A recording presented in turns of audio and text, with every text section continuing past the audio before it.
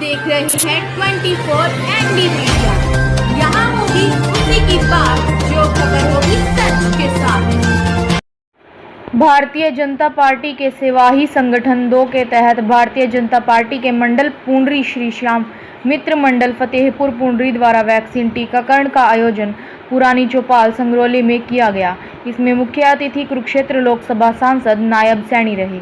उन्होंने 45 प्लस के व्यक्तियों के टीकाकरण का शुभारंभ किया और लोगों को टीका लगवाने के लिए प्रेरित किया। गांव के लोगों ने सांसद को गांव के पानी की गलियों की समस्या लिखित में दी। इस अवसर पर पुंडरी मंडल अध्यक्ष विनोद बंसल, मंडल महामंत्री अमित टाया, जिला महामंत्री युवा मोर्चा जोनी महला, बलवान सिंह नंबरदार, डॉक्टर राजेश कुमार, डॉक्टर बलविंदर महला, सुरेंद्र महला, गौरव महला, राकेश महला, शमशेर पाल आदि मौजूद रहे। 24 एनडी मीडिया से नरेश ढांडा की रिपोर्ट।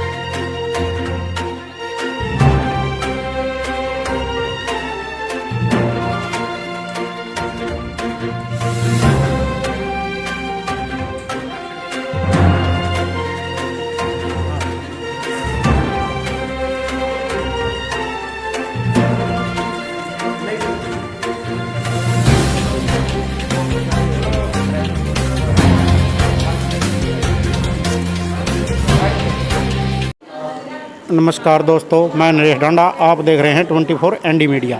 आज हम पहुंचे हैं कैथल डिस्ट्रिक्ट के गांव संगरौली में, जहां पर श्री श्याम मित्र मंडल पुंडरी द्वारा आज वैक्सीन टीकाकरण करवाया गया है और उसके मुख्य अतिथि कुरुक्षेत्र लोकसभा सांसद नायब सैनी जी हैं। आज हम उनसे जानेंगे कि जो ये वैक्सीन टीकाकरण किया गया है, इनके बारे में इनका क्या कहना है। देखिए, इस यहाँ के सामाजिक संस्था और पार्टी के कार्यकर्ताओं द्वारा यहाँ टीकाकरण का ये चौथा कैंप चल रहा है। लगभग 450 के करीब लोगों को यहाँ पर टीकाकरण हो गया और लगातार लोग घरों से निकल कर के आ रहे हैं, क्योंकि टीका ही जीवन है। और ज़िंदगी, हम इस कोरोना का जो वैश्विक संकट पूरे विश्व के ऊपर आया है, इस संकट को तोड़ने के लिए, इस चक्कर को समाप्त करने के लिए हम सब के लिए, क्योंकि जो केंद्र सरकार की गाइडलाइन है, जो प्रदेश सरकार की गाइडलाइन है, उस गाइडलाइन को हम फॉलो करें और उसके साथ साथ हम घर से अगर बाहर निकलें तो मास्क लगा करके निकलें, भीड़ भाड़ इलाके से बचें, 2 गज की दूरी अपना करके रखें और उसके साथ साथ हम टीकाकरण लगवाएं। पहली बार देश के लोकप्रिय प्रधानमंत्री आदरणीय नरेंद्र मोदी जी ने, मात्र जब विश्व के अंदर इस कोरोना की कोई दवाई नहीं थी, वैक्सीन नहीं थी, उस कड़ी के अंदर मात्र 8 महीने के अंदर आदरणीय प्रधानमंत्री नरेंद्र मोदी जी ने हमारे देश के जांबाज वैज्ञानिकों के नेतृत्व के अंदर वो वैक्सीन बनाई है, जिसका लाभ देश के लोगों को मिल रहा है। आदरणीय प्रधानमंत्री जी ने जो आह्वान किया था कि सबसे पहले जो वैक्सीन है, ये वैक्सीन जो हमारे फ्रंट लाइन के जो कोरोना वॉरियर्स थे उन लोगों को लगेगी और उसके बाद 45 ईयर से जो हमारे सीनियर सिटीजन्स हैं उन लोगों को ये लग रही है और तीसरे चरण के अंदर ये 18 प्लस से लेकर के 45 ईयर तक देश के सभी नागरिकों को ये वैक्सीन लग रही है। मेरी अपील है सभी से कि वो निकल करके आएँ और वैक्सीन लगवाएं, ताकि हम अपने आप को बचा सकें, अपने परिवार को बचाएं और अपने समाज को बचाएं। इसके अंदर आकर के सहयोग दें। सरकार ने ये दुनिया का सबसे बड़ा टीकाकरण अभियान अगर कहीं चला है तो भारत में आदरणीय नरेंद्र मोदी जी के नेतृत्व के अंदर चला, इसका लाभ उठाना चाहिए। सर, वैक्सीन लगवाने वाले लोग बहुत हैं, लेकिन टीकाकरण कम, वैक्सीन कम मिल रही है, तो इसका कारण क्या है?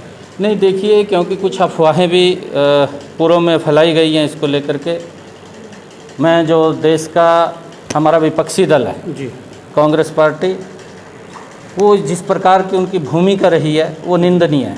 विपक्ष की इस प्रकार की भूमिका नहीं होनी चाहिए, क्योंकि ये वैश्विक संकट था, कोरोना का महामारी है, और ये खाली हिंदुस्तान के अंदर, भारत के अंदर नहीं आई, ये पूरे विश्व को इसने अपनी चपेट में लिया, मानवता का नुकसान किया। और उस कड़ी के अंदर विपक्ष ने अपनी भूमिका पॉजिटिव रखनी चाहिए थी, परंतु उसने इसके अंदर भी अपनी राजनीति टटोलने की कोशिश की है, और लोगों के साथ ये बड़ा अन्याय विपक्ष ने किया है। और उन्होंने जिस प्रकार की अफवाहें फैलाई हैं, जिस प्रकार की बातें उन्होंने कही हैं, कांग्रेस के बड़े लोगों ने इस प्रकार का दुष्प्रचार किया कि ये वैक्सीन तो बीजेपी की है, हम इसको नहीं लगवाएंगे, इससे लोगों के अंदर एक भ्रम की स्थिति पैदा की है। मैं उन लोगों से कहना चाहूँगा कि इस प्रकार के झूठा प्रचार या झूठी बातें लोगों के अंदर ना फैलाएं, इससे हम बचें, क्योंकि हमने इस कोरोना के संकट से मात देनी है। कोरोना हारेगा, भारत जीतेगा, और उसको लेकर के आदरणीय नरेंद्र मोदी जी के नेतृत्व में हम निकल करके आएँ और ज़्यादा से ज़्यादा वैक्सीन कराएं, ताकि इस कोरोना से बचा जा सके। एक सर, ये सेकंड डोज के लिए अवधि बढ़ा दी गई है, जैसे पहले मतलब 28 दिन बाद लगती थी, अब 12 या 16 हफ्ते के बाद बताई गई है, तो क्या कारण है? देखिए, ये WHO की जो गाइडलाइन आती हैं, उस गाइडलाइन को देश के अंदर भी हमारे केंद्रीय सरकार उसको फॉलोअप करती है, और फॉलोअप करके जैसा भी गाइडलाइन आती है उस गाइडलाइन का हमें पालन करना चाहिए, क्योंकि वैक्सीन की कोई कमी नहीं है, परंतु वैक्सीन जो ही रजिस्ट्रेशन होता है उस रजिस्ट्रेशन के आधार के ऊपर हर रोज़ उतनी वैक्सीन मिलती है, और ये हर नागरिक तक ये वैक्सीन पहुंचेगी, हर व्यक्ति तक वैक्सीन लगेगी, और इसकी गति और ज़्यादा तेज़ हो जाएगी धीरे धीरे करके, क्योंकि पीछे जिस प्रकार की भ्रम की स्थिति फैलाई थी उसके कारण से ये दिक्कतें आई हैं, परंतु आगे वो दिक्कत नहीं आने वाली है। हर व्यक्ति तक ये वैक्सीन जाएगी, ताकि एक एक व्यक्ति की, एक एक जान की चिंता आदरणीय प्रधानमंत्री जी को है, हमारे प्रदेश के मुख्यमंत्री मनोहर लाल जी को है।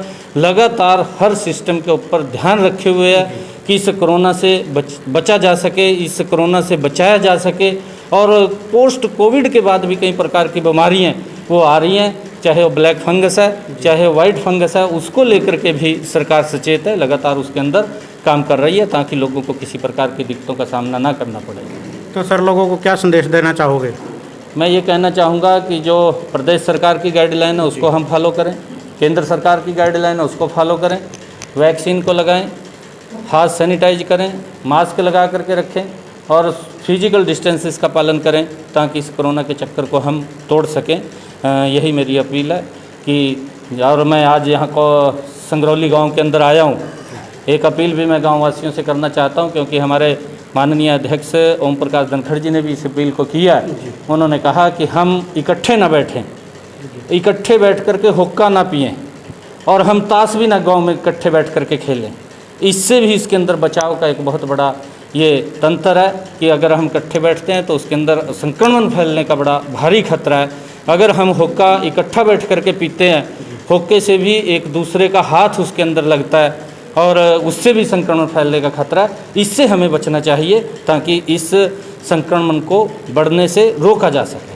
सर, एक अपील और दुकानदारों की तरफ से है कि जो टाइमिंग दी गई है उनको 7 से 12 बजे तक की, तो उसके बारे में उनका कहना है कि ये 9 से 2 या 3 बजे तक की जाए, क्योंकि ग्राहक ही 9 बजे या 10 बजे तो आना ही शुरू होता है, 7 बजे तो कोई भी नहीं आता जी, इसलिए दुकानदार परेशान है जी। इसके बारे में क्या कहोगे? देखिए, इस बारे में बातचीत हुई है, और शीघ्र ही इसका कोई ना कोई समाधान निकलेगा, क्योंकि वो ठीक है, दुकानदारों ने जो बात कही है उसको लेकर के, और सरकार के ध्यान में है सारी बातें, और क्योंकि 7 बजे से लेकर के वो 12 बजे तक किया था, और दुकानदारों की मांग है कि 9 से 2 हो जाए जी, उसको लेकर के सारी बातचीत चल रही है, और बातचीत करेंगे। Thank you sir.